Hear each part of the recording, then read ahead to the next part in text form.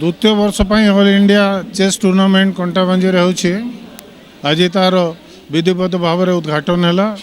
एवं शहे शहे संख्यार आज ये चैंपियनशिप रे भाग नेबा पई विभिन्न शहर लोक खिलाड़ी माने आछंती एवं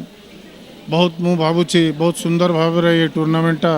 हेबा इंडोर टूर्नामेंट चेस टूर्नामेंट गोटे एमती टूर्नामेंट जोटा कि पेशेंस धैर्य माइंड सबू जिनिस को से विनियोग करने को पड़े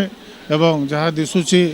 कि भल प्लेयर्स माने भी आसचंती एवं बड़ कथा है सांगे कोच माने भी आसचंती। तो निश्चित भाव में कंटाबांजीर ये टूर्नामेंट सुनाम हेबा एवं इतिरे जो